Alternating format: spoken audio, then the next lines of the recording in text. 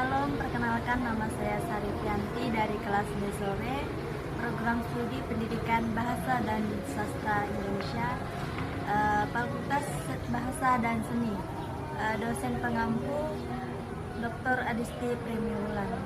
Baik, pada siang hari ini saya akan menyampaikan sebuah materi singkat kepada kita semua, yaitu tentang teori sastra, sejarah sastra, kritik sastra, dan hubungan teori sastra dan kritik sastra. Baik, yang pertama kita akan melihat dari teori sastra. Seperti yang sudah kita ketahui bahwa teori sastra itu berasal dari dua kata, yaitu teori dan kata sastra. Teori itu sendiri memiliki arti adalah sistem ilmiah atau pengetahuan sistematik yang menerapkan pola pengaturan hubungan antara gejala-gejala yang diamati. Sedangkan sastra itu sendiri memiliki pengertian bahwa deskripsi pengalaman kemanusiaan yang memiliki dimensi personal sekaligus dimensi sosial. Teori sastra ini merupakan cabang ilmu yang mempelajari tentang prinsip-prinsip, hukum, kategori, kriteria karya sastra, dan membedakannya dengan yang bukan sastra.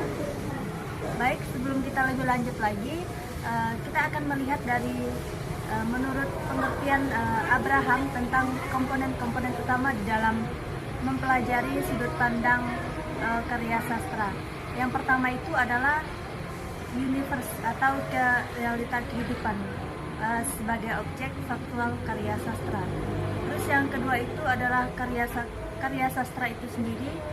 Di sini merupakan suatu objek yang dipelajari. Terus yang ketiga adalah pencipta karya sastra, dan yang keempat itu merupakan pembaca. Pembaca adalah penikmat karya sastra. Yang kedua itu pengertian karya sastra menurut Selden. Karya sastra itu merupakan karya yang memuat pesan, hubungan, kode yang disampaikan pengirimnya atau pengarangnya. Pendengar adalah orang yang menerima pesan tersebut sebagai penikmat karya sastra.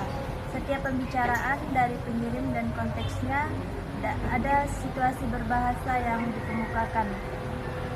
Adalah realita dalam pembicaraan. Pembicaraan tentang karya sastra tergantung kepada dari sudut mana akan dilihat karya itu sendiri. Terus yang kebagian ke B itu adalah sejarah sastra.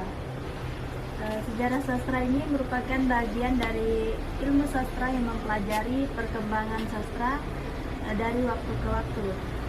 Di dalamnya dipelajari ciri-ciri karya sastra pada masa tertentu, para sastrawan yang mengisi arena sastra, puncak-puncak karya sastra yang menghiasi dunia sastra, serta peristiwa-peristiwa yang terjadi di sekitar masalah sastra. Sebagai suatu kegiatan keilmuan sastra, ia harus mendokumentasikan karya sastra berdasarkan ciri tematik, periode-periode yang memuat karya sastra, serta masalah lainnya yang menyangkut sastra berdasarkan genre sastra. Sejarah sastra, perkembangan puisi, sejarah perkembangan novel, sejarah perkembangan drama, sejarah sastra komparatif, yaitu sejarah sastra yang mengkaji dan membandingkan beberapa karya sastra pada masa lalu, masa pertengahan, dan masa kini. Sejarah sastra mempunyai ruangan cangkupan yang cukup luas. Ada sejarah sastra suatu bangsa, ada sejarah sastra suatu daerah, dan ada sejarah sastra suatu kesatuan kebudayaan. Ada pula berdasarkan jenis sastra, dan ada pula berdasarkan sejarah sastra komparatif, sejarah sastra suatu bangsa, misalnya sejarah sastra Indonesia, sejarah sastra Cina, dan sejarah sastra Amerika. Sejarah sastra daerah misalnya itu adalah sejarah sastra Bugis, sejarah sastra Sunda, sejarah sastra suatu kebudayaan, misalnya sejarah sastra klasik, sejarah sastra dan kebudayaan yang bersifat pribadi. Baik, yang selanjutnya kita akan melihat di bagian yang kecil kita akan melihat pengertian dari kritik sastra. Kritik sastra ini adalah bagian dari ilmu sastra, istilah lain yang sering digunakan para pengkaji sastra untuk hal yang sama ialah telaah sastra, analisis sastra, dan penelitian sastra. Istilah-istilah tersebut digunakan untuk menghakimi ketika kritik dianggap kata yang bermakna negatif karena menilai sesuatu dari sisi kekurangan dan kelemahannya, menghakimi seseorang atau kekurangannya sehingga orang yang dihakimi tidak dapat berkembang. Sebelum kita lebih lanjut dari pengertian kritik sastra ini, kita akan melihat dari pengertian menurut para ahli kritik sastra. Yang pertama itu adalah menurut H.B. Yasin, kata kritik dalam kritik sastra bermakna pertimbangan baik buruknya suatu karya sastra, pertimbangan kelemahan dan keunggulan karya sastra. Melalui kritik sastra, penulis akan mengembangkan pertimbangan kelemahan dan keunggulan karya sastra. Melalui kritik sastra, penulis menyadari kelemahan sekaligus keunggulan dirinya dalam penghasilan karya sastra. Dan yang kedua itu adalah pengertian kritik sastra menurut Semi, mengemukakan bahwa istilah kritik sastra telah mengalami usia yang cukup panjang. Dalam bahasa Yunani, istilah ini telah dikenal pada abad tahun 500 sebelum Masehi, yaitu krinein yang berarti menghakimi, membandingkan, kriterion yang berarti dasar, pertimbangan penghakiman.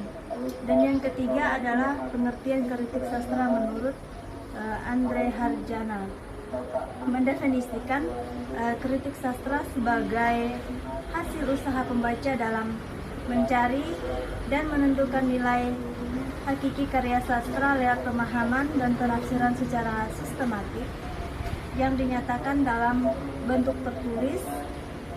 Kata di sini ditekankan karena kritik sastra bukanlah hasil kerja yang luar biasa dari penulisnya yang dapat disetarakan dengan penulis karya sastra itu sendiri. Dan yang terakhir kita akan melihat bagaimana hubungan teori sastra dan kritik sastra. Teori sastra adalah suatu cabang ilmu yang mempelajari tentang hakikat unsur-unsur dan penilaian terhadap karya sastra. Sejarah sastra yaitu cabang ilmu yang mempelajari tentang perkembangan sastra sejak awal sampai sekarang. Kritik sastra itu merupakan kritik sastra, suatu cabang ilmu sastra yang menilai tentang baik buruknya, indah tidaknya suatu karya sastra. Hubungan antara teori sastra, sejarah sastra, dan kritik sastra ini dalam konsep sastra, ketiga aspek tersebut sangat erat kaitannya, khususnya dalam pembelajaran sastra. Dalam mempelajari sastra, kita dituntut untuk mempelajari teori sastra terlebih dahulu yang mencakup hakikat dalam sastra, unsur sastra, dan penilaian terhadap karya sastra agar kita dapat mempelajari sastra sesuai dengan fakta yang ada dan dapat dituntut secara rasional. Hubungan kritik sastra dan dengan pembelajaran karya sastra yaitu gimana kita menilai tentang bobot dan yang dimiliki suatu karya sastra, baik itu penilaian mengenai keindahan, kelebihan, dan kekurangannya. Baik, dari materi ini saya simpulkan bahwa di dalam hubungan teori sastra dan kritik sastra itu memiliki hubungan yang erat karena ini merupakan suatu kesempurnaan dalam membentuk sebuah karya sastra. Baik, terima kasih. Sekian video dari saya. Semoga video ini bisa memberkati teman-teman semua dan bermanfaat bagi teman-teman semua. Terima kasih. Selamat siang.